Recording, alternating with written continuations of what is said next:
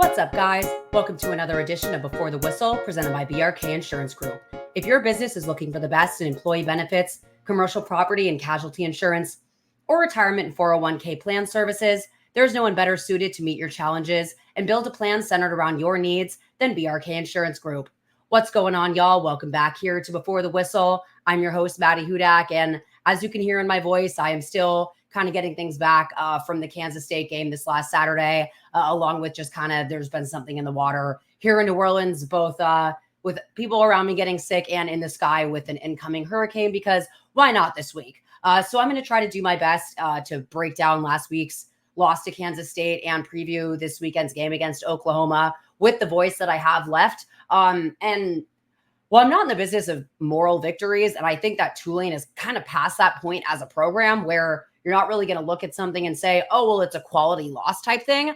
It reminded me a lot of the Ole Miss game last year, and not from that same perspective of, oh, well, they almost had it kind of thing. More so, I think the team might have even surprised themselves with how competitive they were as a team. And the difference to me between this last matchup compared to the one with Ole Miss was, yes, Tulane was leading for a large portion of that Ole Miss game, but it never really felt like they were firmly in control. It really felt like Tulane handled at least the first half of that game, completely handled the tempo, completely handled the time of possession.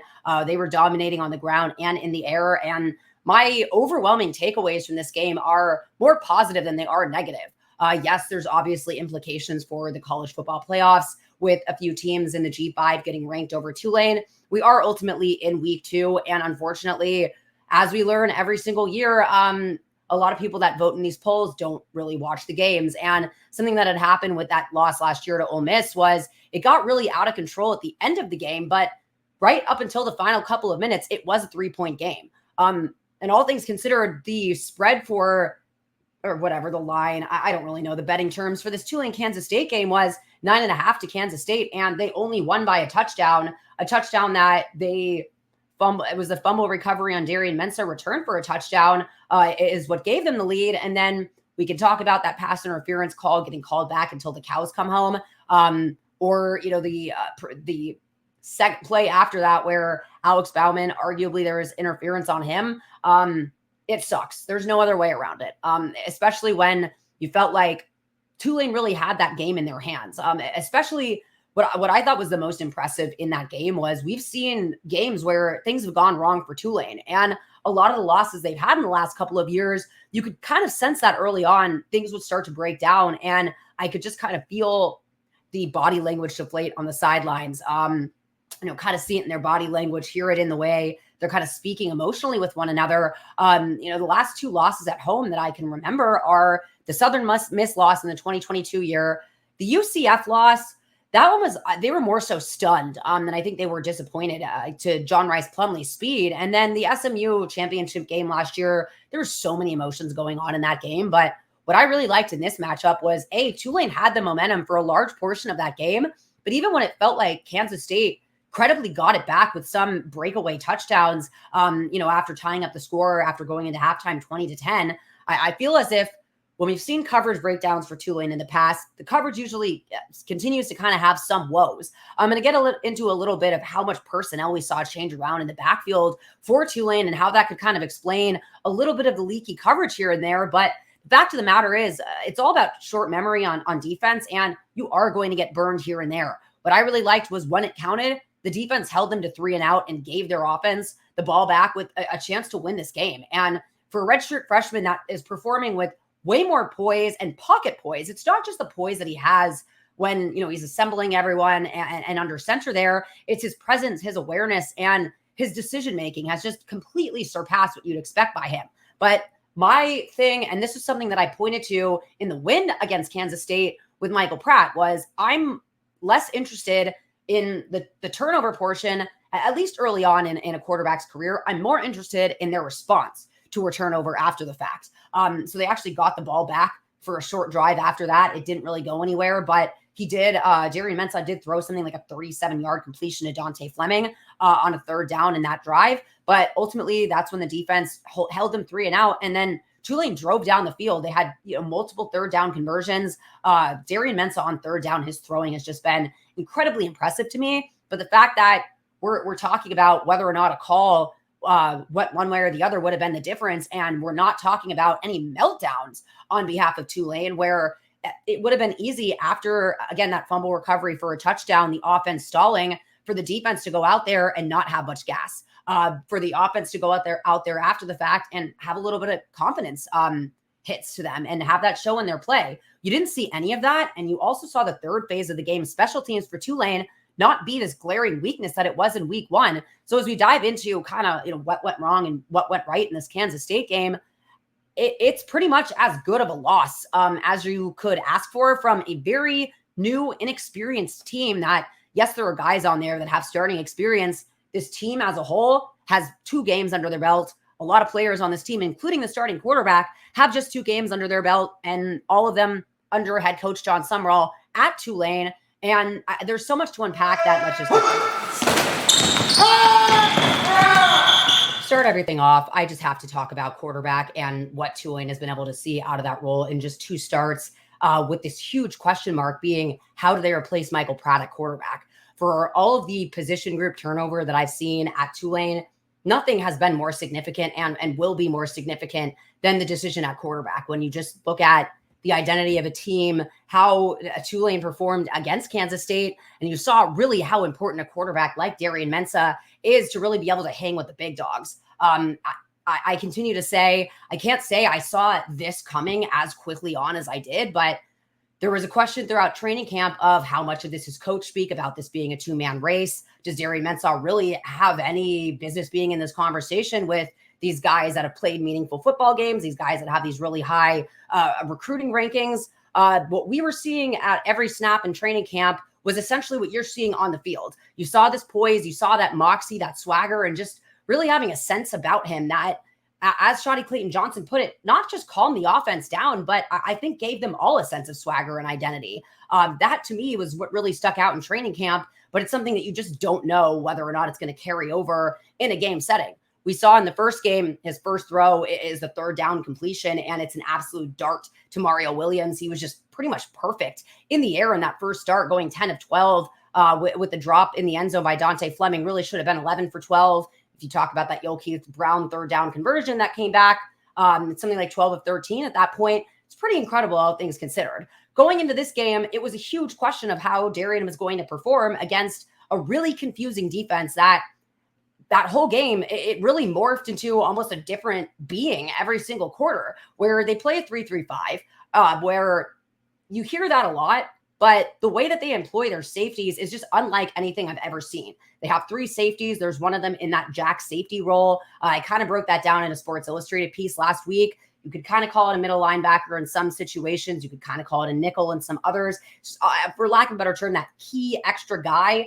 But it really allowed them to blitz, disguise, bring pressure in just really weird ways. And the way that their safeties drop back into coverage, it was something that gave Michael Pratt a lot of problems against Kansas State in 2022, where he had way less of a productive outing as a passer than Darian Mensah, who's 300 and, let me pull up his passing yards. 300 and, no, I can't find it naturally. 42 passing yards. Gary Smith from NOLA.com pointed this out. It's the second highest. Michael Pratt only hit over that mark one time against UCF in the championship game. Other than that, that's a higher output than every single game by Michael Pratt as a college quarterback. And so going into this game, expecting it to be pretty run heavy, knowing the issues that Michael Pratt had against this defense, that's incredible. For Darian Mensah to have performed the way that he did, to complete 19 of his 29 passes, that is and averaging 11.8 yards per attempt and 18 per completion. That's nuts. And to have those 2 passing touchdowns come in really critical moments. The fumble recovery return for a touchdown is something that no one's going to remember longer than Darian Mensah. It's not something that quarterbacks are immune from, even with experience. I can't remember the exact game, but it might have been Memphis last year. Might have been North Texas. I can't remember. There was a home game last year where it was a strip sack. Michael Pratt tried to hand the ball off, but either to Shedro Lewis or Shotty Clayton Johnson. The defensive end crashed in. Fumble recovery. The only reason it wasn't returned for a touchdown is because Michael Pratt actually chased down the defensive lineman and horse collared him. might be a first for a quarterback to have a horse collar penalty. But all things considered, that was as bad of an error that Darian made in just his second college start. And as I said in my intro, how does the quarterback respond to that? Darian Mensah just continued to go out there and lead his team down the field.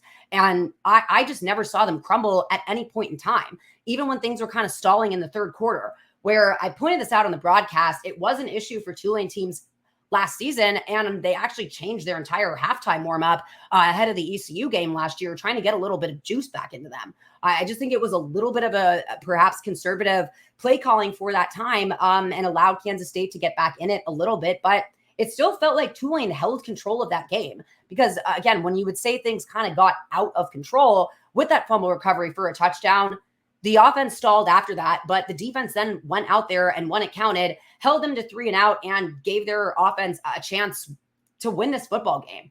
And no phase of the game really melted down at any point in time. I saw no point where players were kind of going at each other, blaming guys for anything. And that's really important to see in this type of tough matchup. You also saw just a great performance from Mekhi Hughes, and one that there were a couple plays where there were some downfield blocks that weren't completely picked up or followed through with, where he gets tackled in that second or third level. He easily breaks through for a long gain and perhaps a touchdown on some of them. So you just kind of saw that starting to break through a little bit. I think we all expected to see Shawty Clayton-Johnson a little bit more in this matchup, expected to see Ty Thompson a little bit more in this matchup, but sometimes it's just how games go. You put in the guy with the hot hand, might not want to try something that hasn't shown to work, or, we thought that we would see a little bit more of those running backs out in space, but it turned out that the run game straight up the middle for Mekhi Hughes was working pretty well, and Darian Mensah was getting it done as a passer. That was just, again, really impressive to see. And I think you could see the whole stadium kind of realize in real time, whoa, that's a real quarterback going on there at Tulane. It was, again, hard to take away so much from the season opener, but it was very clear in this performance that you have a quarterback at Tulane that can win you football games. And he started to remind me a little bit of Michael Pratt in good and bad ways at the end. After the leg cramp, we weren't sure what it was. I saw him immediately try to get up, run over, and just start furiously warming up, getting ready to go back in. There were points where he was starting to bleed everywhere. I'm like, oh, great, it's the Michael Pratt, just blood all down, all orifices of the body. Ty Thompson had a bleeding elbow at some point. Darian Mensah is probably not emulating Pratt as a runner as much as you'd like at this point, but he's really had no live game experience as a running quarterback since high school. So you might see him get a little more comfortable with that. But when it came down to it on that fourth down at the end of the game, he tried to run in a third down and didn't get it done. And very quickly on that fourth down, saw that it wasn't open, saw that there was a lane, and he took off and converted that fourth down, got them in the end zone to throw what would be a touchdown, depending on which referees were looking at it at that given time. But that whole takeaway for me, it reminded me as well of the poise that Michael Pratt showed in the Cotton Bowl final drive, where they had to get a touchdown, all the chips were down, and he just kept driving his team down the field. You saw a lot of that in Darian Mensah. And for this to be his second college start, he is a redshirt freshman. I cannot emphasize enough how incredible of a performance that was, and how much it really puts Tulane in a position to compete this weekend. The question for me really is a little bit on the defensive side of the ball, which was meant to be a point of strength for this team. I think you're still seeing some things come together. I think there's some context that I'm going to get into in the coverage in the secondary. There's been a lot of personnel switch ups that when you talk about communication and coverage breakdowns, that might have a little bit of color and context to do with it. But the pass rush has to get home. It hasn't really so much for them. They might have to get a little creative, a little bit different with the personnel that they bring out there. And we'll kind of get into that now.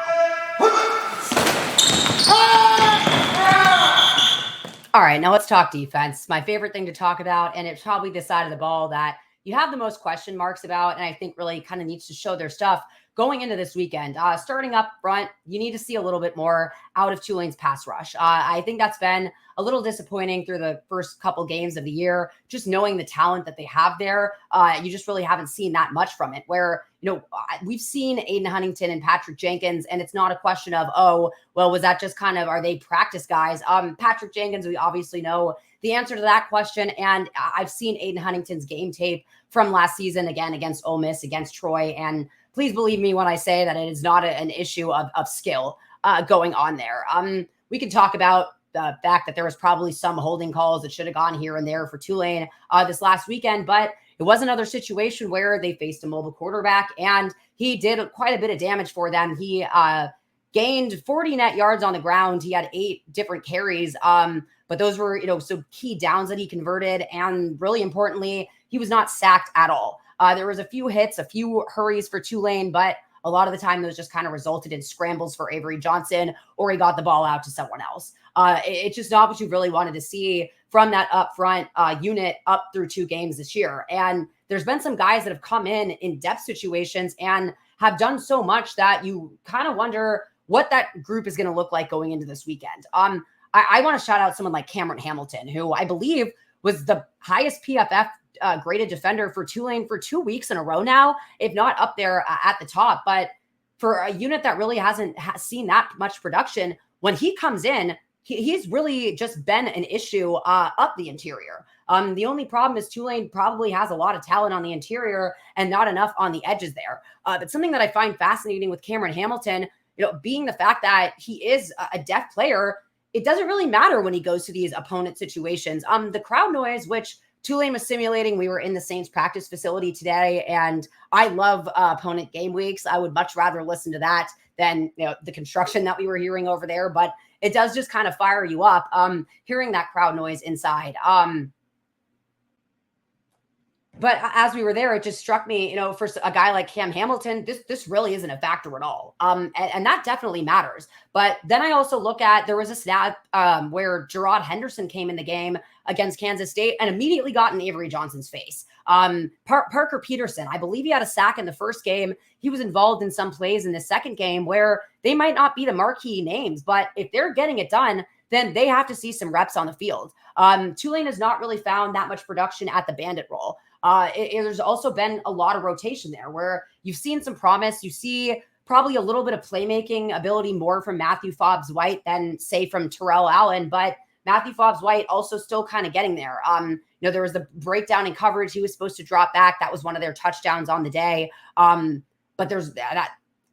Do I chalk that up to inexperience? Maybe in these first couple of games, but that's kind of going to be what the difference maker is against a Power 4 opponent. So I'll be curious to see if Tulane gets a little more creative.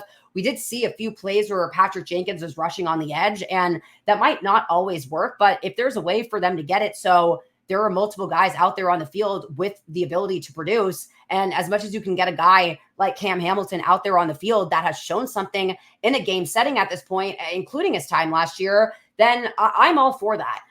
You might have to bring some pressure from the linebackers a little bit more. I thought that group really performed really good, all things considered, in that game. They really set the tone with their hard hits, both against the run and shutting down that quarterback, but just their leadership on the sideline. Sam Howard's voice was gone by the end, but just hearing him really shout from the sidelines over to his team, that gave me a lot of confidence. And I would say that the second level of Tulane's defense is probably the most sound thus far.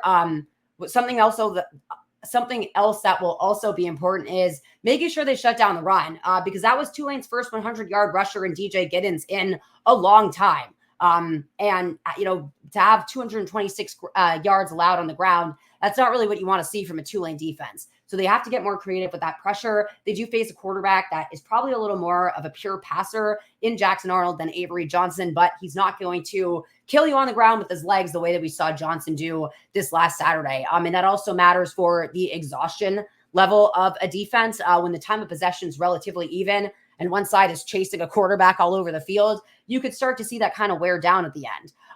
Where Tulane has to ultimately come together, especially against a more passing team, is their secondary coverage. And that's been a little more leaky, I guess, than you would have expected. But there's also been a ton of turnover at that position. Not so much turnover, but really rotating out guys and seeing what you have there. John Summerall has said that there is no preseason in college football, and they have to kind of treat these non-conference games as such, just because a lot of these guys, including one that I'm really going to promote here, Jack Chinshu, haven't played any college football before. And as a team, these guys have not played that much time together. But what I really noticed in this Kansas State game, and I wondered if there was an injury, and it's not so much that, but you started the game with Bailey Despaney at strong safety, Jalen Geiger at free safety. That was not the safety duo that ended the day with the most time out there. It was actually Bailey Despaney and Jack Chinchu, who they went out there quite a bit. And you saw just a lot of playmaking ability from Jack Chinchu. On the first play that he was in, he came in and made a solo tackle.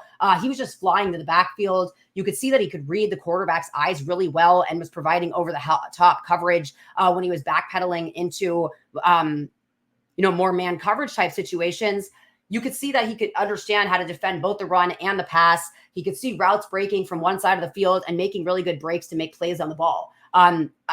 Just as much as Kevin Adams, who I noticed also came in the game after that fact with Jalen Geiger opposite him. Kevin Adams is a playmaker. I really like him. I've liked him since I started watching him in training camp last year, but ultimately Tulane had so much experience and depth in the secondary that he never really saw the field, I believe, until the Military Bowl. But I just think that he's a guy that he's out there. He has a nose for the football. And his first play, I believe, was his tackle for loss. He had 1.5 tackles for loss. The team had 3 total that day. That's not good for Tulane's defense. It's really good from Kevin Adams. You have a lot of experience in Bailey Despaney and Jalen Geiger, but I think you have a little more scrappy playmaking and flash from Kevin Adams and Jack Chinchu. And so I think a lot of what you're seeing in these first couple of games is these guys learning how to communicate, because there was also a point where Kevin Adams and Jack Chinchu, there were 2 separate series where they were out there. So Tulane had, and that was the exact same amount of snaps as we saw Kevin Adams and Jalen Geiger out there. So they credibly had 4 different safety sets, 2 guys not having that much game experience. I think Kevin Adams, he came in a little bit in the first game. Jack Chinchu was hurt. But back in training camp, he was someone that we thought was competing for that spot with Jalen Geiger, who came over from Kentucky. Jack Chinchu was a freshman that came over from Troy. And I think it's just been a little bit of a surprise to everyone. He is smaller. He's 5'10", 181 pounds.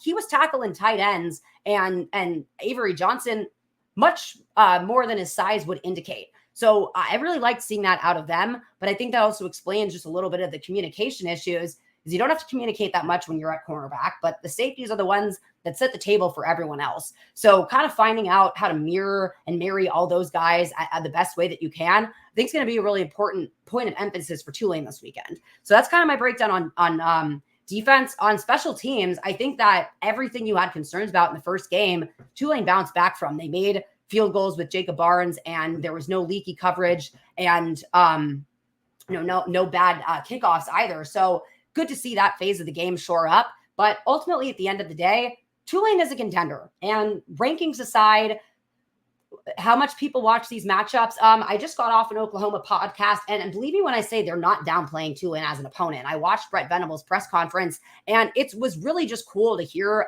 a coach from an SEC program speak for a good 4 minutes about background about Tulane. I'm like, wow, he has as much research as I do. Now, I know we all get game notes, but there's just a difference in the way, especially these Power 4, Power 5 opponents are previewing and talking about Tulane. And it's not the same, oh, we know that they're a harder team than, their schedule would indicate in 21. And, oh, yes, Tulane, they're a good team. It was just very not believable these last couple of seasons. But Tulane is a team to be feared now.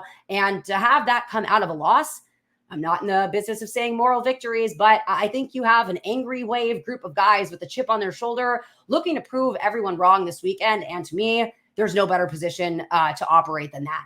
So with that, y'all, I'm going to try to go get some hurricane prep done. Make sure my voice stays sound for this weekend. Please stay safe, everyone in New Orleans. We have done this before, but it just never gets easier. Every single hurricane prep does make it feel like Oklahoma game week, baby. And with that, y'all, I will see you this weekend at Norman Stadium.